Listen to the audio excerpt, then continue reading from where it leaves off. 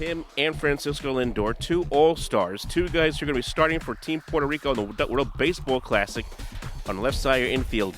You have a very good reason to be excited about what could be coming with this team. Excited about what this offense may look like now with this solid bat now in the middle of this order. Steve Cohen wanted to get another bat, and he got it big time with Carlos Correa. Nobody does the holiday season quite like Steve Cohen and the New York Mets.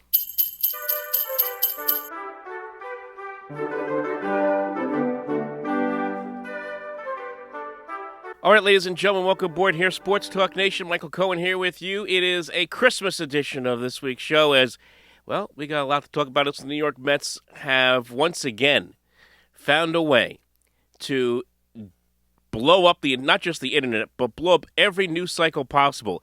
It doesn't matter what hour of the day is. It could be 2:30 in the morning, as it was the case on Wednesday. I get up now. I work at a radio station. I work at Fox Sports New Jersey in Somerset, so I'm up very early in the morning because I have to do the newscast. So first thing I see when I go online is I see one of my friends, colleagues, Mr. Doug Rush, post that the Mets had signed Carlos Correa, who I had thought had signed a deal with the San Francisco Giants, even though there were issues with the physical. And I'm like, huh? What is this? So immediately I go to Twitter, and then I see the extensive breaking news, obviously, that Carlos Correa had indeed signed a 12-year, $315 million contract with the New York Mets. He is going to take over at third base. What a huge moment for the Mets because, first of all, when Steve Cohen took over as the owner of this team, you knew that he was going to spend big. You knew he even talked about spending big. He talked about going out there and building a World Series team that could have a chance to win a World Series within the next 5 years. And he has stayed true to that ever since he has bought this team, and he has done everything he can to try to put this team in position to be a championship contender. Whether it be last year, we're getting guys like Starling Marte and Mark Hanna, and then, of course, Max Scherzer as well. Now this year, after the Mets lose Jacob deGrom, he goes full bore into it. Gets Justin Verlander on a 2-year deal. Gets Kodai Senga on a 5-year deal. Goes out and brings back, of course, Edwin Diaz. That was the first move the Mets made this offseason. And now Cohen upset the fact that he couldn't get that bat, and he had lamented, and there have been reports in the New York Post that he had lamented the idea that he couldn't get that one bat, and he was very interested in Carlos Correa. And then all of a sudden, 11th hour, as the San Francisco Giants thought they were going to have an introductory press conference for Carlos Correa, all of a sudden the news comes out on Tuesday that press conference had been postponed because of concerns within the physical, medical concerns within the physical. What are those concerns? Exactly, we don't know. Giants put out a statement saying that they are prohibited from disclosing confidential medical information. As Scott Boras stated publicly, there was a difference of opinion over the results of Carlos's physical examination. We wish Carlos the best. So he was a free agent again. Steve Cohen jumps on that phone from wherever he was in Hawaii, contacts Scott Boras and says, let's get a deal done. And the Mets will go ahead and they get a deal done just in time for Christmas as Carlos Correa is sitting there under the Christmas tree for Met fans. And what can you say? What can you say? Obviously, the years of the contract, 12 years, is insane. Let's just be honest. He is 28 years old. He's still in the prime of his career. I understand that. But the end of that contract is insane. 12 years is a lot, especially for a player who's had an injury history. So there is that concern. I'll throw that out there. Get out of the way. It's just the facts. It's a long contract. I hope I don't get it. I still don't have all the details as far as what's front loaded and back loaded and what have you. You would hope that there is not as bad a backload on the financial front at the end of that contract as far as the Correa deal is concerned.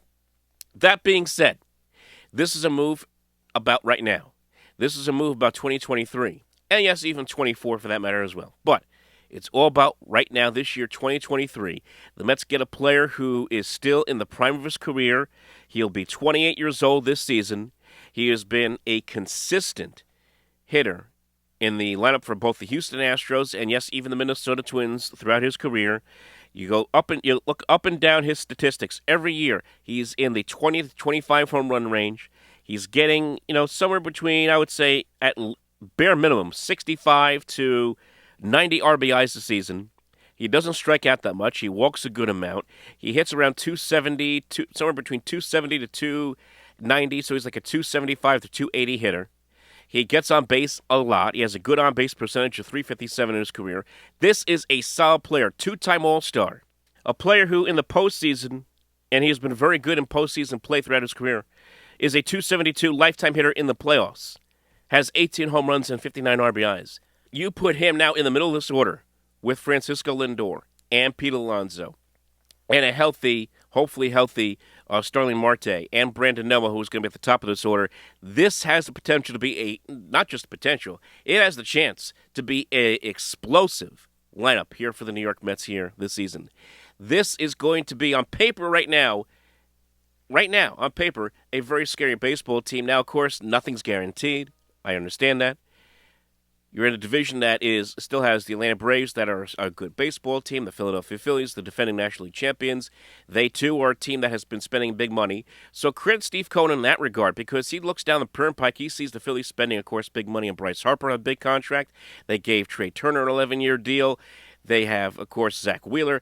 They don't have a lot of homegrown guys, do the Phillies. They have a couple here and there, but a lot of their big pieces that have been key for them in getting to the World Series last year, all guys they brought in. You got to be aggressive. The Phillies have been aggressive. It's time for the Mets to be a little more aggressive, to ante up on the aggression a little bit, and that's what Steve Cohen has done. And you got to go out there. If you want to have a chance at this, you got to go out there and be willing to pay up to have a chance to compete at the highest level. And that's what the Mets did. They just keep stealing the headlines. And this was a day that was supposed to be about Aaron Judge and the Yankees. Why? Because he had his press conference this afternoon, his reintroductory press conference as he christened his 9-year contract, $360 million to Aaron Judge. Getting named captain, 16th captain in Yankees history, had Derek Jeter there.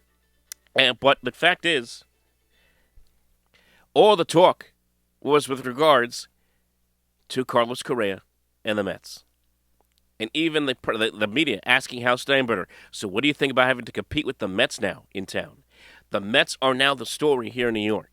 The question is, now, after all the pieces they have added, and the outlook of this team going in, and of course they're not done. They're not done in any regard, and I know they have spent millions of dollars. They have like almost, $800 million in salaries they have spent this year. Their payroll is upwards of north of $350 million as far as being well above the tax threshold.